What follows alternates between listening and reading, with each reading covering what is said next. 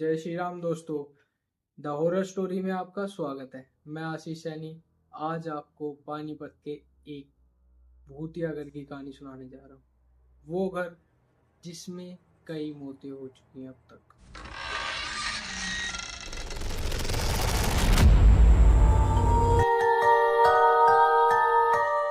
तो स्टोरी की शुरुआत यहाँ से होती है।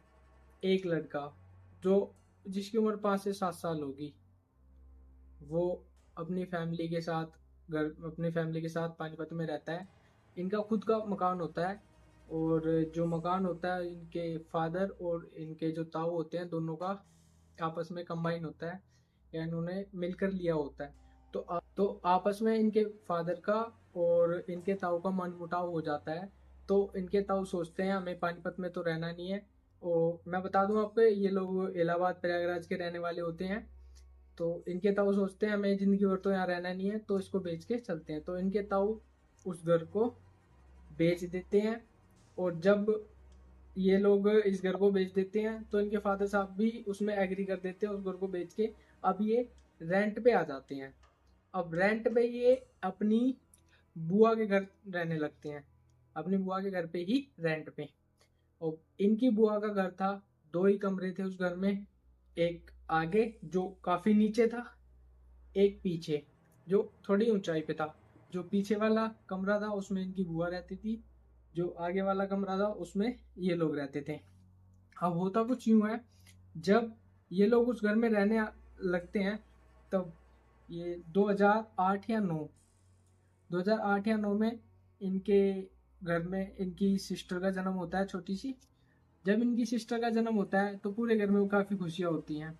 अब 5 साल बाद उनके घर में एक 2015 या 16 में उनके घर में एक बच्चा और जन्म लेता है। उसका नाम ये लोग ध्रुव रखते हैं। अब ध्रुव जो होता है अपनी सिस्टर जो 5 साल पहले इनसे 5 साल पहले जो हुई थी, तो उनसे ज्यादा कनेक्ट होने लगते हैं। हालांकि ये छोटा बच्चा ही था पर वो अपनी सिस्टर से ज्यादा करीबियां बढ़ा रहा था और वो बहुत मतलब अपनी सिस्टर से ज्यादा ही लगाव करने लगा था। अब होता कुछ यूं है, इनके जो फूफा जी होते हैं जिन्होंने मेरे को ये स्टोरी बताई है, वो अपने घर की सफाई वगैरह करवाते हैं। सफाई करवाते हुए इनके घर के जो लेंटर होता है उस पर कोई मटका वगैरह हैंग हो रहा होता है, लटका हुआ होता है छोटा सा।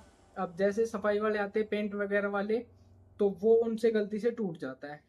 अब उसके टूटते ही इनके घर में इतनी अजीबोगरीब घटनाएं होनी शुरू हो जाती हैं।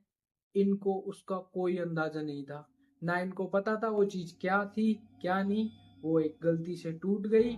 अब इनकी मम्मी को रात को अजीबोगरीब सपने आने चालू हो जाते हैं। जब ये सारी घटनाएं बहुत ज्यादा बढ़ने लगती हैं, तब ये जो जिन्होंने मेरे को ये स्टोरी सुनाई है उनके एक मौसा जी थे जो झाड़ फूक का तंत्र मंत्र का काम करते थे। इनकी मम्मी उनसे कांटेक्ट करती है और उनसे इन सब बारे में जानकारी लेती है। उसके बाद वो जो इस घर का सच बताते हैं, उसे सुनकर मेरे भी पैरों के तले से जमीन खिसक गई थी।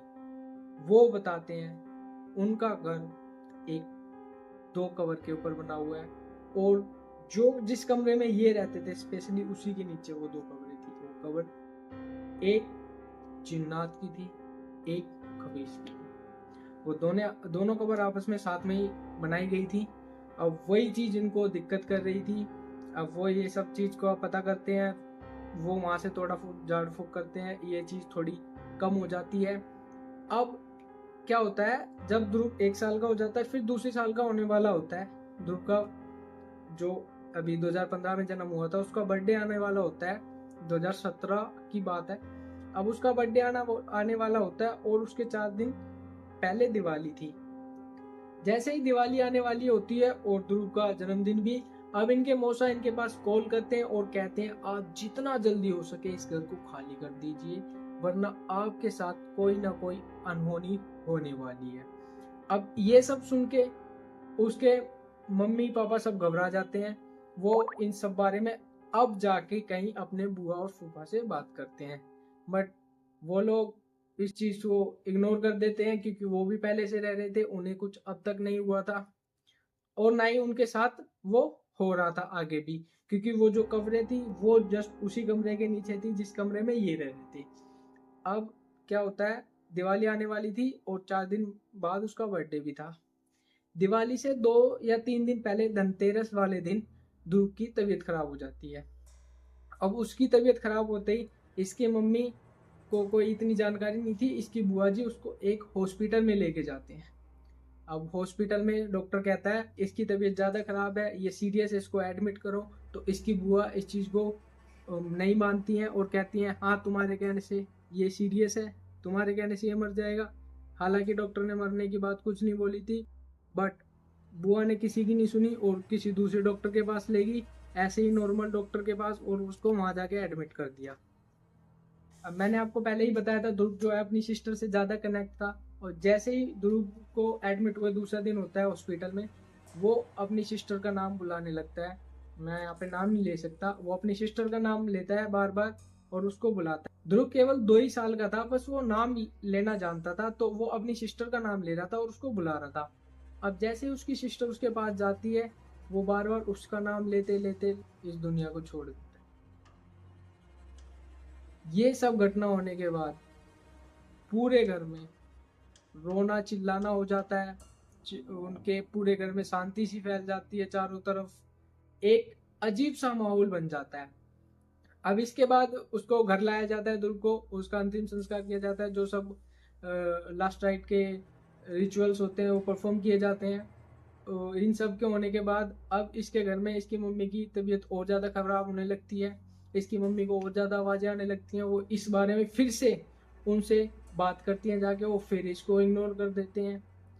और इनके मौसा जी कंटिन्यू इनसे कनेक्ट कर रहे थे और वो यही कह रहे थे आप इस कमरे को खाली कर दीजिए। होता कि क्यों है, फिर वो लास्ट में आके इस कमरे को खाली कर देते हैं, क्योंकि वो अब और कुछ ज़्यादा अपने साथ होने नहीं देना चाहते थे। अब जैसे वो उस घर को खाली करते हैं, वो तो उस घर से चले जाते हैं। अब क्या होता है, उसके बाद जितने भी और 2 नए और किराएदार आते हैं वहाँ पर, एक लड़का और एक लड़की, 2 वो भी एक्सपायर कर जाते हैं वहाँ पे। और उनका रीज़न भी शायद यही हो सकता है या कुछ और भी हो सकता है, बट जो स्टोरी सुनाई गई है उसके हिसाब से तो यही लगता है कि रीज़न वही होगा। 2 फैमिली में एक लड़का होता है वो गुजर जाता है, दूसरी फैमिली की लड़की होती है वो वहाँ एक्सपायर कर जाती है। इतना सब होने के बाद उस पूरी गली में इस चीज़ का शोर हो जाता है कि ये घर हॉन्टेड है, इस घर में जो भी आता है एक ना एक की मौत जरूर होती है। बट हाँ, इसमें उस बुआ जी और फूफा जी, और हाँ मैं बताना भूल गया, उनकी एक लड़की भी थी, उन तीनों को कुछ नहीं हो रहा था, पर जो भी किराएदार आ रहा था उनके घर में एक ना एक मौत हो ही जाती थी।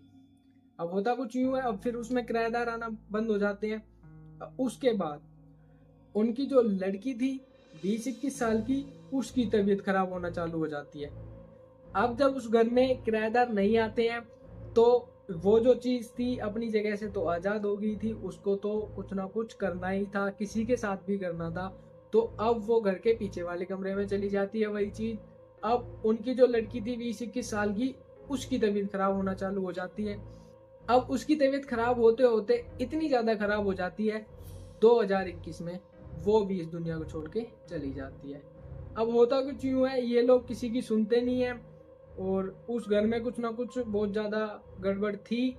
लोग उनको समझाते थे आप इसको खाली कर दो, वो नहीं मानते थे। अब 2021 में इनकी लड़की चली जाती है, 2023 के मिड में वो जो बुआ जी थी वो भी इस दुनिया को छोड़कर चली जाती हैं। अब उनकी बुआ जी एक्सपायर हो जाती हैं, तो अब उनके फूफा जी उस घर में अकेले रहते हैं। आज भी वो अकेले रहते हैं, लेकिन आपको एक बात बता दूं, आसपास के एरिया में वही एकमात्र एक ऐसा घर है जो अब तक पुराना है, बहुत ही ऐसा लगता है जैसे खंडर है। लेकिन आसपास के जो घर हैं वो बढ़िया बन चुके हैं, काफ़ी ज़्यादा पुराना घर है वो। अब ये कहानी सामने आई थी 2015 में, और आज 2023 तक इसमें 5 मौतें हो चुकी हैं। लेकिन एक बात सोचने वाली है, इनके फूफा जी आज भी उस घर में अकेले रहते हैं, लेकिन उनको कुछ नहीं होता। ये एक रहस्य बन चुका है कि उनके फूफा जी को क्यों कुछ नहीं हो रहा। और अगर टाइम रहते इनकी बुआ जी और फूफा जी ने किसी की सुन ली होती और इस घर का कुछ करवा दिया होता, तो शायद इस घर में 5 मौतें नहीं हुई होती। वो परिवार जो खुश होकर इनके घर आते थे और उनकी खुशी एक मातम में तब्दील हो जाती थी, वो सब भी इनको नहीं देखना पड़ता और ना ही किसी परिवार को अपना बेटा और ना ही किसी परिवार को अपनी बेटी होनी पड़ती। तो इस स्टोरी का हम यहीं पर अंत करते हैं। और अगर आपको भी लगता है आपके पास कोई रियल हॉरर किस्सा है या पैरानॉर्मल स्टोरी है, तो आप वो हमें नीचे दिए गए व्हाट्सएप नंबर पर भेज सकते हैं, वॉइस नोट भेज सकते हैं या टाइप करके भेज सकते हैं। मैं आशीष सैनी उसको आगे अपनी आवाज़ में नरेट करूँगा। और इसी के साथ हम इस वीडियो का अंत करते हैं। जय श्री राम।